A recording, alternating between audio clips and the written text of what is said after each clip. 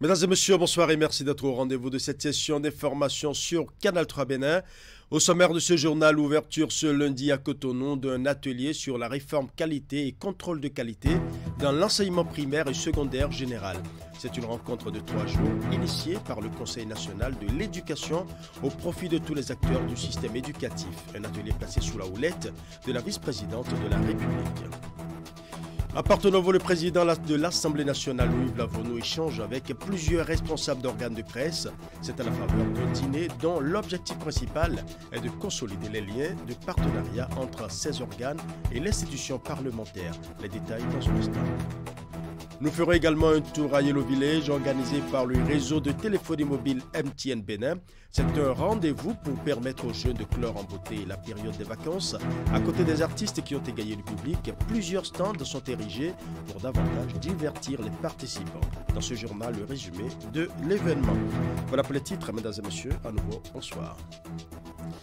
Le Conseil national de l'éducation a initié à l'intention des acteurs du système éducatif béninois un atelier méthodologique. Cette rencontre de 3 jours lancée ce lundi porte sur la réponse de la qualité et le contrôle de qualité dans l'enseignement primaire et secondaire général.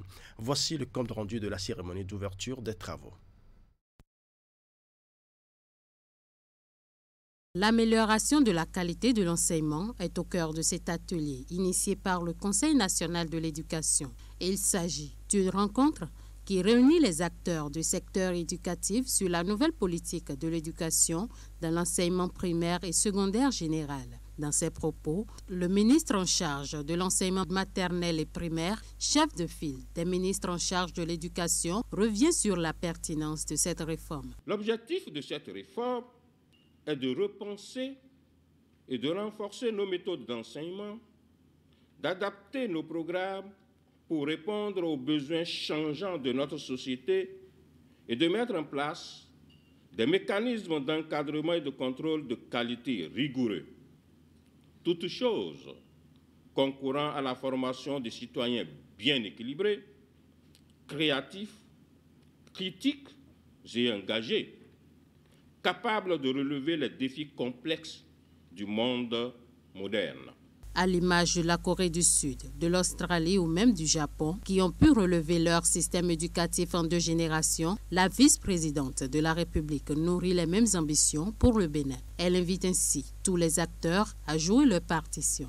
Dans un monde dominé par le savoir et l'économie du savoir, est-ce vraiment tard pour s'engager à notre tour dans la course de l'éducation? Le combat pour la qualité et le contrôle de la qualité afin d'augmenter les taux de rétention et de réussite de nos apprenants? Assurément, non. Les changements de paradigme et de modèle éducatif sont une question de vision, de mission patriotique, de volonté politique, d'engagement, de volontarisme, de dignité, de souveraineté et de très haute responsabilité. Plusieurs communications vont meubler les 3 jours que vont durer les travaux. À l'issue de cet atelier, un cadre de référence sera adopté par ces acteurs du système éducatif béninois et une feuille de route élaborée pour la mise en œuvre de ce cadre. Il faut dire que l'initiative de cet atelier est appréciée par les acteurs concernés. Dans le même temps, les attentes se font déjà savoir. Nous allons suivre ici le professeur Théophane Aïe. Il est membre du Conseil national de l'éducation. Suivant. La qualité, ça se repose sur 3 choses. Il y a l'ampleur et la définition des programmes, la formation des formateurs et puis les systèmes d'accompagnement mis en place pour les apprenants. Et je pense que cet ensemble-là nous accompagnera pour des résultats performants. Une formation sans contrôle qualité ne sert pratiquement à rien. Il faut tout évaluer, de la qualité des enseignants jusqu'aux apprenants, et les règles d'évaluation doivent être posées et les financements trouvés. Je pense que cet atelier est un atelier qui vient bien à point, sur lequel beaucoup de gens ont travaillé et nos attentes sont aussi nombreuses. Convaincu assez convaincu qu'il y aura beaucoup d'évolutions par rapport au passé et les résultats que nous aurons à la sortie de cet atelier ne seront pas des résultats à mettre dans le tiroir. Je suis convaincu à cause du travail préparatoire qui a été fait. Alors, à présent, à Porto Novo, où le président de l'Assemblée nationale, Louis Vlavonou, a rencontré en fin de semaine écoulée plusieurs responsables d'organes de presse. C'est à la faveur d'un dîner de presse dont l'objectif principal est de consolider les liens de partenariat entre ces organes et l'institution parlementaire pour que les populations soient toujours mieux servies en matière d'information liée au Parlement. Nous allons suivre. Ce dîner de presse, voulu par le président de l'Assemblée nationale, Louis Vlavonou, entre dans le cadre de la dynamisation des relations entre l'institution parlementaire et les organes de presse partenaires. Au-delà des civilités, ce dîner de presse, le deuxième du genre, a été l'occasion pour le tout nouveau porte-parole du président de l'Assemblée nationale de présenter le bilan de la première session ordinaire et de la deuxième session extraordinaire du Parlement au titre de l'année 2023. Plusieurs activités ont été menées au cours de la même période. Il s'agit notamment de l'adoption le jeudi 27 avril 2023 du rapport d'activité du président de l'Assemblée nationale. C'est un rapport qui couvre la période allant du 12 février au 26 avril 2023.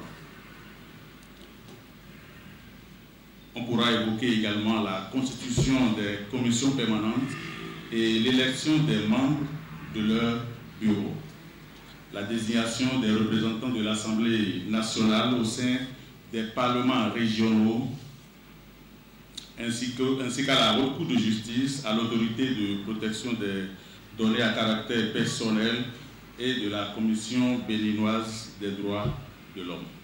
Louis Vlavonou a voulu de ce dîner un cadre d'échange et les journalistes ont saisi l'occasion pour poser des questions relatives à l'actualité et au fonctionnement de la 9e législature, des questions auxquelles Louis Vlavonou a apporté des éléments de réponse. Un parlement pluriel, nous en avons l'habitude. À la 4e législature, c'était tellement pluriel. À la 5e, à la 6e, à la 7e.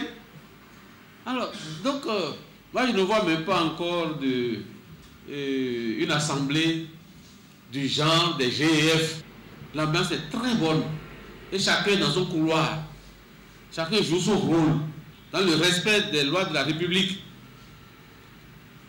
Vous savez, aujourd'hui, il y a eu la réponse des partisans qui fait en sorte que lorsque vous êtes d'un parti donné, vous venez à l'Assemblée, c'est un seul groupe parlementaire.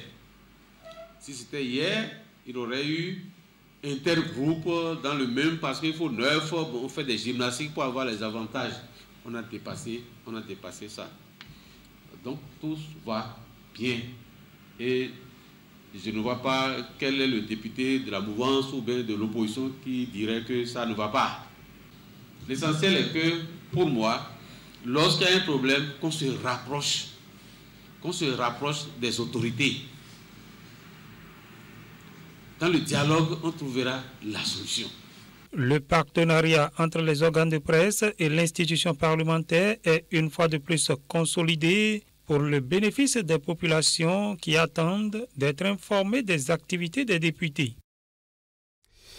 Le président du parti Bloc républicain Abdoulaye Biotchane était ce week-end aux côtés de ses militants dans la 19e circonscription électorale. Il est allé lancer la formation dédiée aux militants réunis au sein du fan club Dr Nadine Akogbeto.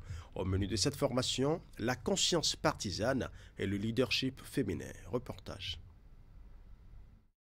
Face à la question de savoir de quel type de jeunes et de femmes avons-nous besoin pour assurer un avenir radieux du Bloc républicain, Dr Nadine Akogbeto, leader des jeunes et des femmes du Bloc républicain dans la 19e circonscription électorale, a trouvé une formule, celle d'initier un symposium pour outiller les membres de son fan club sur le management politique, les outils de l'action politique et les stratégies de conquête et de gestion du pouvoir. Les communications animées à cet effet par des experts et sachants du domaine politique ont tourné autour du thème « Conscience partisane et leadership féminin ». L'objectif du Dr Nadine Akogbetor est de former des hommes et des femmes capables de défendre les valeurs et de porter en triomphe le Parti Bloc républicain. Le symposium de ce samedi est un appel à la conscience partisane, à l'effet de serrer les rangs, de travailler à faire gagner les voteurs à notre parti. Le Bloc républicain peut évidemment compter sur nous dans l'UEB, notamment dans la 19e circonscription électorale. Notre fan club se veut être le trait d'union entre les générations, le soutien indéfectible du bureau politique dans la formation et la mobilisation des militants qui incarnent les valeurs fondamentales de notre parti. Nous travaillerons pour la gloire du Bloc républicain et la fierté de ses leaders. Fort de son intérêt pour l'enracinement du parti, l'initiative a été fortement encouragée et soutenue par les élus et responsables du Parti Bloc républicain, dont le président Abdoulaye Biotchani. Ma présence parmi vous ce matin se justifie par le nécessaire soutien que notre parti, le Bloc républicain, doit apporter à ses militants, surtout quand ils sont talentueux, pleins d'énergie et pleins de vision, comme l'a dit. Le combat politique, parce qu'il s'agit de ça, il dépasse, il faut des initiatives comme le fan club, il faut des gens motivés, déterminés. Pour gagner l'élection, il faut être très nombreux, il faut vaincre même les adversaires. Et donc, si demain nous avons besoin d'associer les efforts du fan club à des gens qui ne penseront pas comme nous, il faut que nous soyons prêts à cela. Je remercie le docteur Akogbetor qui a mis sur place ce symposium pour conscientiser un peu la jeunesse, principalement de la 19e circonscription, pour leur démontrer comment se comporter dans un parti, comment militer dans un parti. Je voudrais tout d'abord remercier la sœur Akogbetor Nadine pour avoir initié ce symposium dont les thèmes sont aussi très pertinents à mon avis, parce que nous en avons vraiment besoin dans la 19e circonscription. Après ce symposium, les membres du fan club Dr Nadine Akogbetor se feront les relais des différentes communications dans les 4 communes de la 19e circonscription électorale. C'est désormais une habitude au ministère des enseignements secondaires techniques et de la formation professionnelle. Chaque année, il est organisé une université de vacances afin de renforcer les compétences des formateurs d'une filière précise. Cette fois-ci, ce sont les formateurs au métier de la mode vêtements qui se sont retrouvés au lycée technique de Latitengu. Une rencontre de 5 jours pour réfléchir sur l'avenir de cette filière. C'est un reportage signé Régis Hippolyte Agosso. Efficacité des apprentissages pour une meilleure insertion professionnelle des formés. Voilà le thème qui a réuni du 22 au 26 août à Latitengu plusieurs formateurs des métiers de la mode vêtements. C'est l'édition 2023 de l'Université de vacances de l'EFTP, une initiative du ministère des enseignements secondaires, techniques et de la formation professionnelle. La prise de conscience individuelle est une bonne chose. Lorsqu'elle est collective, c'est une très bonne chose. Et c'est là qu'on peut corriger ce qui est à corriger. Je voudrais que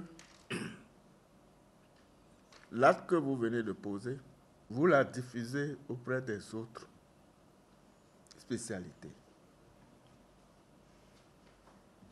pour que la conscience collective qui est en vous soit partagée avec les autres. Durant 5 jours, en effet, ces formateurs en MMV ont travaillé d'arrache-pied à donner à leur filière une nouvelle orientation pour le bien des formés à l'horizon 2026. recommandations. Le changement du nom de la spécialité métier de la mode-vêtements et non métier de la mode et du vêtement. L'élaboration du répertoire des métiers de la mode avec la prise en compte des autres sous-secteurs de la mode. La relecture de la décision portant modalité de la certification avant les examens de cette fin d'année. L'actualisation, si possible, l'élaboration des documents curriculaires de formation et d'évaluation avant la fin du premier trimestre 2024. La formation et la spécialisation des formateurs actuels de la spécialité MMV.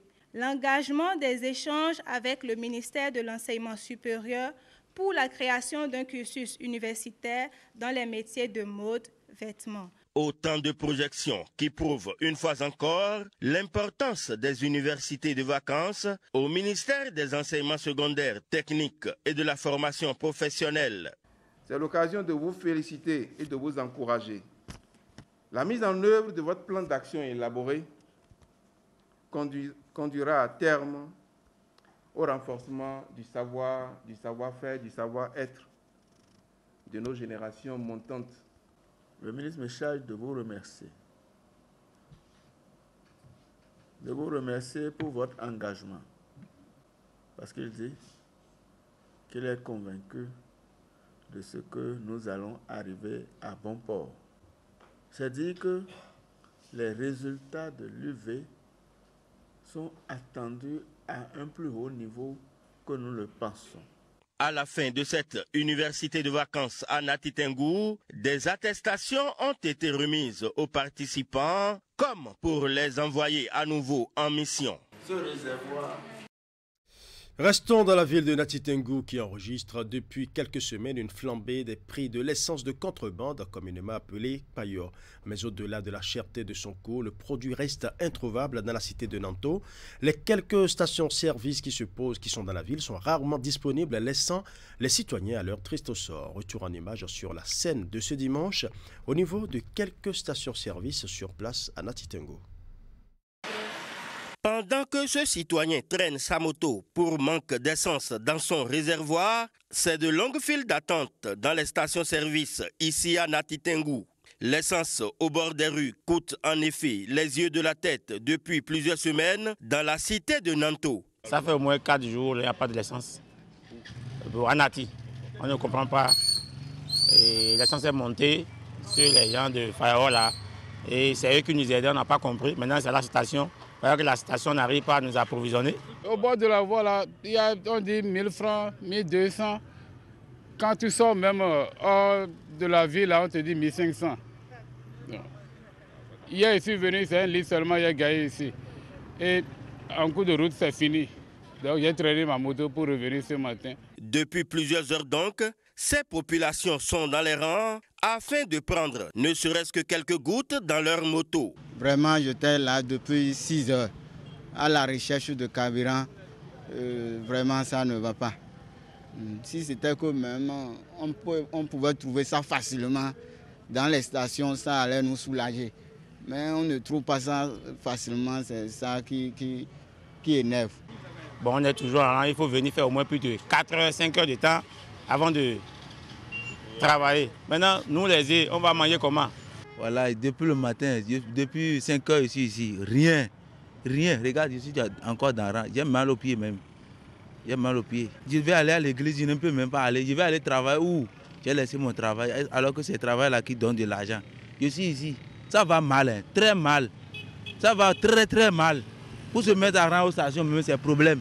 La pluie nous frappe, dedans on est dedans. Même les véhicules ne sont pas épargnés et les programmes journaliers en stand-by. Bon, moi ça fait déjà 30 minutes que je suis là. Mais c'est pas gai parce que ça bloque les activités. Je devais aller pour une week-end à Djougou, qui est pour 9 heures là-bas. Je suis encore ici, je ne sais même pas si je pourrais y aller. Donc ça veut dire que ce n'est pas intéressant. Et on n'a pas l'habitude d'avoir de ces genres de trucs. Il faudra vraiment que les gens remédient à cela, quoi. Cet homme de Dieu a dû profiter de la fin d'une messe de ce dimanche pour vite venir s'approvisionner avant de rattraper une autre célébration où les fidèles devront patienter. Je subis la croix de tout le monde. Les mains sont perturbées. Je viens de finir une et le programme d'après est complètement à voir, quoi. Puisque depuis quelques semaines, disons même des mois, Nati Tengou vit des trucs, une pénurie inédite qui s'annonce, s'éternise.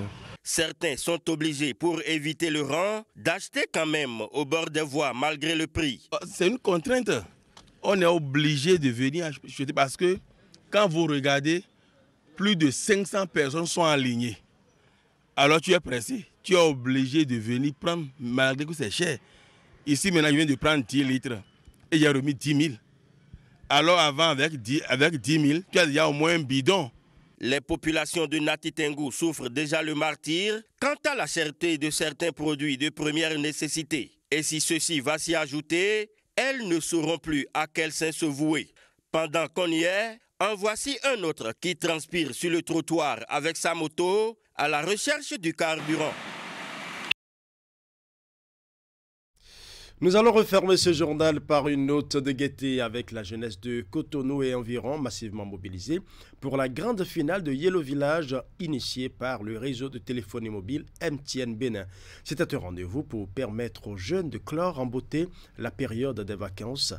À côté des artistes qui ont égayé le public, plusieurs stands sont érigés pour davantage divertir les participants. Voici le résumé de l'événement avec Teddy Godalo. De la bonne ambiance à la grande finale de Yellow Village.